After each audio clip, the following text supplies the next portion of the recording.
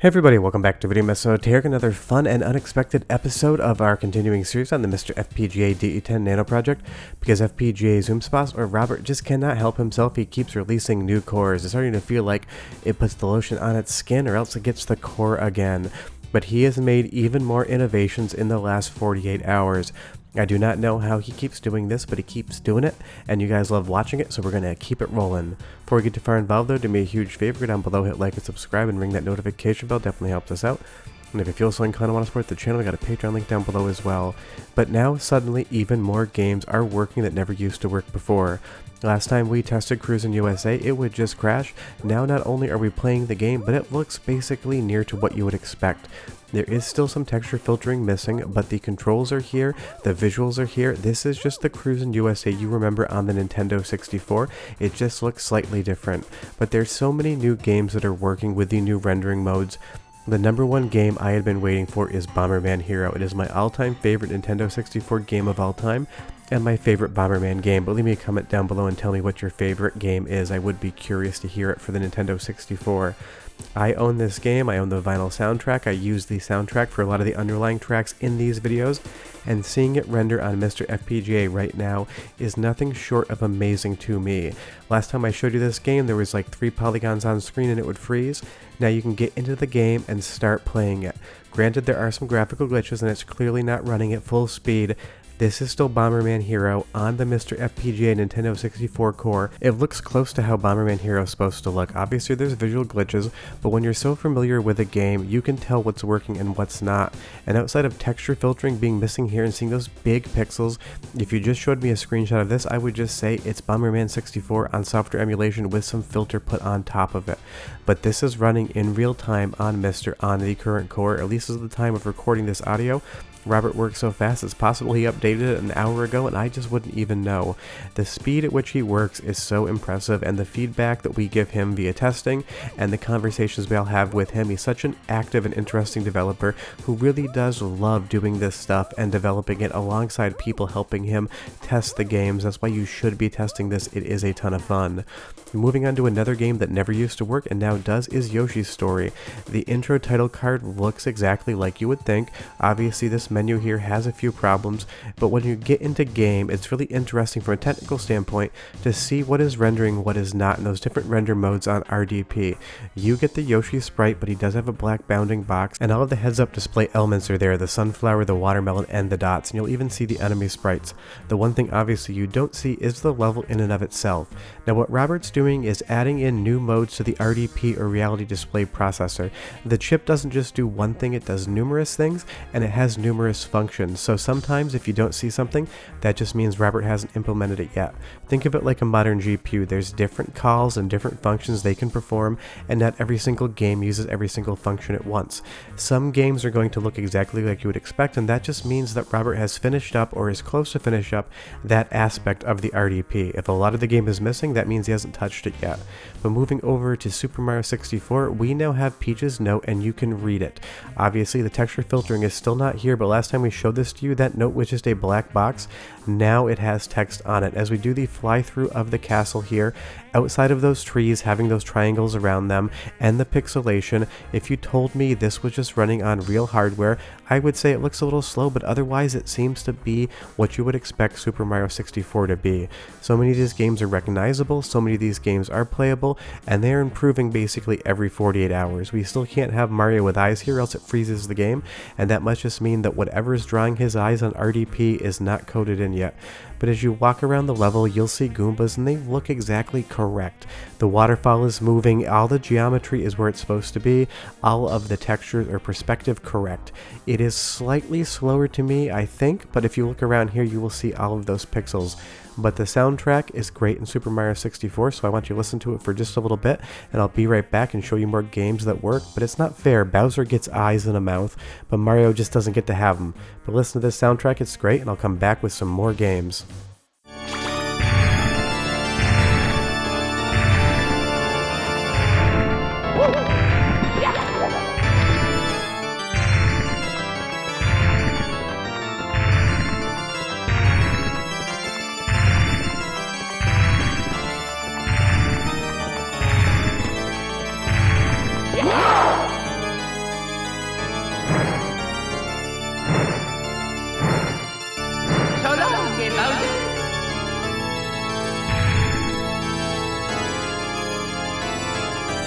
Sounds awesome, and it's also an interesting visual example. On that one Bowser fight, we have a floor with a texture. On this Bowser fight, we have no floor whatsoever. We just have polygons and no textures. So again, whatever feature of the RDP draws the floor in the previous example, the Nintendo 64 is using a different feature in this example right here because the floor has just gone missing, but you can 100% beat Bowser. And you'll see as we get into further levels in Super Mario 64, it's instantaneously recognizable. And like I said in the previous video, I can't wait to be able to play these games in the pixelation that you see right now, because Robert has said that he does plan on making it a toggle as to whether or not you get filters. Just be aware the game isn't running at full speed, so you're going to take a lot of deaths. You're going to think you jumped, but the game's not going to grab that input right now. But a lot of the speed is going to come in later core updates. But again, as you run around, this is just so wild to see. Super Mario 64 barely worked 2 weeks ago. There were slight signs of life and there was massive graphical corruption. That is how fast the developments on this core are going. We can get into individual levels, we can play the game, we can beat Bowser, we can listen to the soundtrack, and we can run around in real time in 3D. Even ran into that right there just to show you what it looks like with that bounding box on his life bar. Some levels still don't have all the features included yet, but you'll see here, it's just one of those things. Super Mario 64 is well on its way to working. Now, a viewer request was Duke Nukem 64. It never used to load, now it does. The visuals are absolutely trippy. It kind of looks like pointing a camera at a television and getting that Hall of Mirrors effect. Something's going on in the rendering. The game does work, but it does not display correctly. But again, it is an example of progress because last time we tried to test this core, nothing on this worked whatsoever, Duke Nukem 64, and now you can recognize what's going on. That is the movie theater. You can see the enemy in front of you. Even with all the distortion on the screen, it still looks like Duke Nukem 64, and it's loading, which is a definite market improvement over what we saw last time. And we also have good news because Star Soldier Vanishing Earth has been promoted to working. Now this is a very interesting game, not just because it now works, but this is actually an arcade release as well as a home console release because this game came out on the Alex 64, which was an arcade board that used the Nintendo 64 hardware the same way that the Sega STV used the Sega Saturn hardware, and something like the Naomi used a variation of the Dreamcast hardware. Now it might not look perfect, it is far from perfect, but it's another game that never used to load, and some other Alex 64 games have shown some slight signs of life. Now this is the Nintendo 64 version.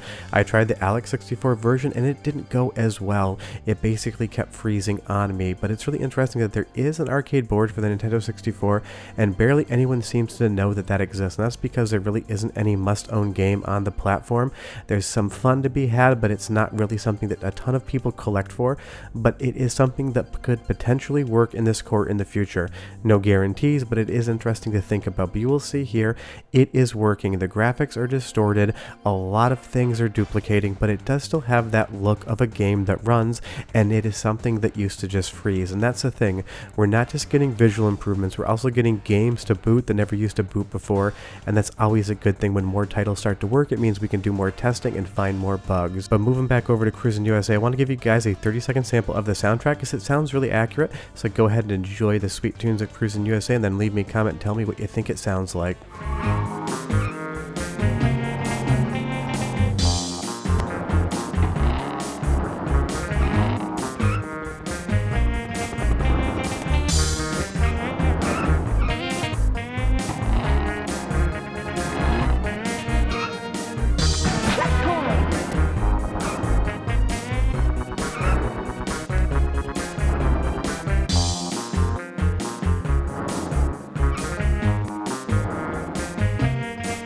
I mean, it sounds pretty good, but here's the thing about the Nintendo 64. Obviously, it used cartridges with a lot smaller of a storage capacity than the Sega Saturn or the PlayStation 1 using optical media. So sometimes the sound would be quote-unquote perfect, but it might not sound great, and that is just because the sound sample has been compressed to fit within the confines of the ROM chip on the cartridge. So with Nintendo 64, sometimes perfect doesn't mean it sounds perfect, it means it's accurate. Now moving over to Mario Kart 64, you're going to see we now have character sprites, and they do something very interesting. If you watch this capture character here, Yoshi's going to spin out at the beginning, and if you can't tell already, his sprite seems to be duplicating, and Robert mentioned he was going to trace down why that was, because that is not behavior that you would expect on real hardware. But it used to be that you just raced around the track as a black square. We now have character sprites, and you can 100% tell exactly who you're racing as. That's just Yoshi there. Before, it was just a black cube. And you will see here when we see the playback screen, it now renders the black cube and the sprite. If we move back over to the previous example, there was no sprite whatsoever. So this is a big new improvement with RDP and the rendering modes. We can now see the sprites. It is just interesting that you're going to get that sprite duplication in something like Mario Kart 64, and of all the other tests I didn't see any other areas in which that sprite duplication happened in the same manner.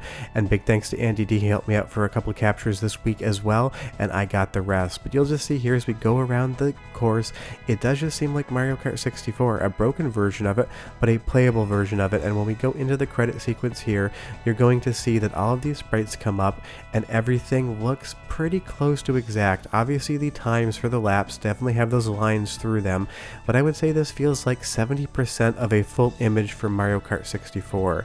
Now moving over to new games promoted to working that weren't working before, Mortal Kombat Trilogy. Last time we saw this, it was just basically a silhouette with no background whatsoever. Now with the new rendering modes, you can go into the character select screen and you're going to see every single character that was in this game available to choose. Once we actually get into the gameplay, it looks like 80% there. There's definitely some breakup in some of the sprites and some corruption. Sometimes your character will go half missing, but the controls are working, the inputs are solid. I'm able to pull off the few inputs that I know from Mortal Kombat. It's never been my favorite fighting game franchise. I'm way more of an SNK fan, but it is here and it is working. And I know so many of you love Mortal Kombat, so leave me a comment down below and tell me what your favorite Mortal Kombat game is. But you'll see here at the end with the controls, it's not a fatality, but it is a special move and it does work on the current core. It's just so much fun to see this. It was interesting back in the day when you had Mortal Kombat on the Super Nintendo with no blood whatsoever versus the Sega Genesis. Then you come over to something like the Nintendo 64, and Nintendo was starting to get a little more lax with their censorship and actually allowing some more quote-unquote mature themed games to be on their hardware. It didn't used to be like that back in the day, but it was here on the Nintendo 64. Now moving over to viewer requests, a lot of people wanted to see WCW Nitro. That's because some of these wrestling games on the Nintendo 64 were some of the best around. This is an Andy D capture, and I do appreciate that he is an intelligent man and chose the best wrestler available, which is Macho Man Randy Savage. It's only because Ric Flair is not there that Macho Man's the best, but that's just a joke because I love Ric Flair. And if you can't tell already, it is working, and this has the funniest freeze I have ever seen as far as captures are concerned for MiSTer. I'll get to it in just a moment, but it looks like Rowdy Roddy Piper is running in here. I think that's wearing a kilt, and I think it's Rowdy Roddy Piper, but I can't really tell with the graphics here. But Macho Man is ready to drop the big leg, and the big leg is going to absolutely destroy the Nintendo 64 core. And obviously that's a little bit of a joke. It worked perfectly fine after the fact, but it is still hilarious because you're going to see in just a moment Macho Man is going to unleash his signature move. He's going to drop the big leg here and it just freezes the core. That leg was so powerful, the code could not persist. Moving over to other games that people wanted to see tested that are doing more but not much, we're going to take a look at Kirby 64, and I absolutely love this game. It's one of my favorite games on Nintendo 64.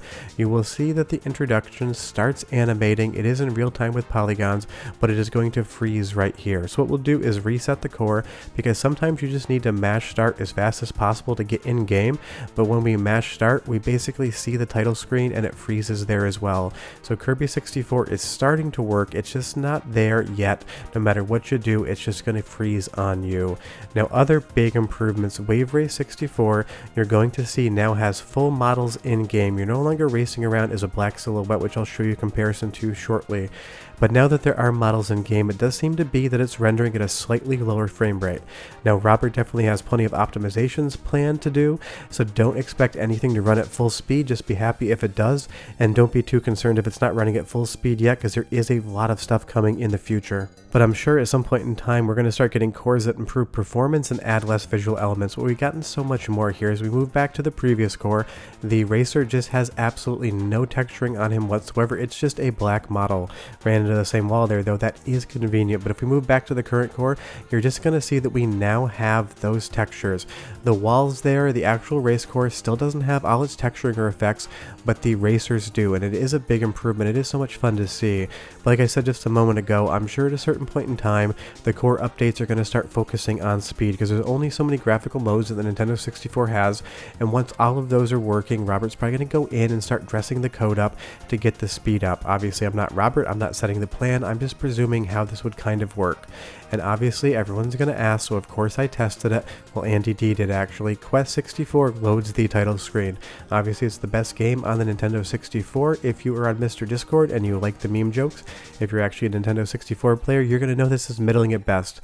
But you can at least see the title screen, and there is a lot of fun to be had in that. Now, as a fun visual example, because we've been showing a lot of 3D games, is Rampage and Rampage 2. These are 2D games.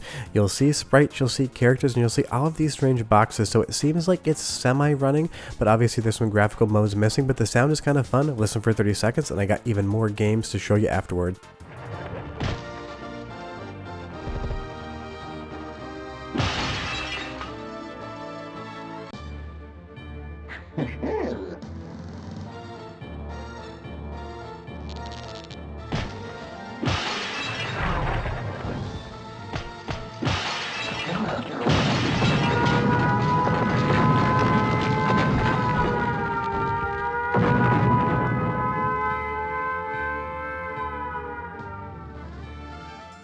Fun little audio sample. Obviously Rampage and Rampage 2 don't have the best soundtracks of all time, but it does sound good here, and it's just one of those things. I remember loving Rampage back in the day, but I have not played a game in this franchise in probably 15 or 20 years, so as this core progresses further, I can't wait to actually play it with good visuals to see if I actually still enjoy it or if it's just nostalgia. Now obviously people are going to ask for requests, so we're testing Banjo-Kazooie right here. You're going to see a little bit more on screen. You can tell that that is Banjo. It looks like a bear with ears and a nose, but honestly once you get into the game, which is hard to do, you're not going to see much whatsoever. So it does work, but there's not a lot to see here, but that's not surprising because Rare did a lot of strange things with the hardware that no one else does. Now BioFreaks is a fighting game. It's not a very good fighting game. It's like a C- tier or so, but leave me a comment down below and tell me what you think. But it is working. It's definitely going to have some weird effects and graphical glitches here and there, but the game does have a lot of personality, and the models are here rendering in 3D. Sometimes when there's a strike, the models go crazy, or sometimes they completely lose their textures, so I'm not sure what's happening there. You'll see that character basically just went gold and all of the textures ran out, but it is running at a slower than normal frame rate, but it's one of those things, it just works. You can check it out and play it today. And this is another game that never used to work before this current core. If you tried to load it, it would just freeze. So a lot of this is just improvements across the board, and it is just so impressive to see this happen in real time. Nobody knows how Robert does this so quickly. There's a lot of memes and jokes about him never sleeping. Maybe he doesn't, I don't know. I just seem to think, and what I've heard is he enjoys doing this in his spare time and loves the Nintendo 64. Now onto the improvement side again. Clay Fighter here is showing an actual background and a floor. It used to just be from the previous video that there were character sprites on screen with no environment whatsoever, but it's another game that's seen visual improvements. But again, it's another one of those games on Nintendo 64. Everyone remembers it, not many people love it. Now moving over to Paperboy, you're going to see here that there's now an environment. There's ground, there's texturing, everything looks like an actual real world, so much so that the Nintendo 64 can render anything looking like the real world. If we move over to the previous core, you have the character, you have some other objects on screen, but there is no ground whatsoever, there's no texture on the buildings. So this is another one of those instances where the RDP code that Robert has updated has made it so that it goes from this to that. We have the ground, we have the grass, we have everything that makes it look like an environment, which is a ton of fun to see. Now another game promoted to working, it is in Japanese, is going to be SimCity. Now I don't recommend anyone play SimCity on the Nintendo 64. With the controller, it is one of the most difficult things in the world, but it is a game that is functioning, and it is a game that primarily uses 2D assets versus 3D, at least in the mode that you're seeing here. But it's another one of those games that if you want to check it out today, it works. Not only are we getting more visual upgrades, but we're getting more games that boot, and we finally get over to an English screen here, and we can put the channel initials in. Thanks Andy D for doing that. I always appreciate it because this is one of his captures. But if you want to start playing SimCity on your Nintendo 64, you can do it. But let's move over to one more viewer request, a game that multiple people asked to see whether or not it's working. That's going to be the Nintendo 64 version of Quake. Obviously you can see the menu here is functioning. It's saying it doesn't find a rumble pack, so we can just move on without using that pack, and the game will start to build the world. It's an interesting almost loading aspect on the Nintendo 64. But you'll see here once we get into the game, there is the heads-up display and the firearm is rendering, but there is no background whatsoever. Whatever's going on in Quake 64, I just cannot see it whatsoever. Other games that have had incremental improvements are Star Fox 64. We've been showing this pretty much every preview. It does look better in the introductory sequence here, and when you get into the game, it still is missing most of the rendering properties. It seems like the Z buffering is allowing some of those things like the exhaust kind of redness behind the ship to appear more correctly, but still the rendering modes are slightly missing. Hopefully we see it in the next update. And bad news, Superman 64 is getting better, which means it's getting worse. I like this game when it just didn't play on the core whatsoever, but folks, you're just gonna have to deal with some Superman 64. All jokes aside, I don't hate any game. I love all games, even the bad ones, but it does make for a good joke. But the level of speed and improvement that Robert or FPGAZumSpass is showing us on the Nintendo 64 is mind-blowing. He's saying that it's going to be weeks to do something new, and then he shows up literally 4 hours later, no joke, with a new core that happens to just do that thing. I think at this point in time he's just trolling us all, telling us it's going to take months when he knows he's got like 20 minutes worth of work left before we have a new core. Short of that, leave me a comment down below. What do you want to see tested next time? But we're done, and I'll see you tomorrow. Bye-bye.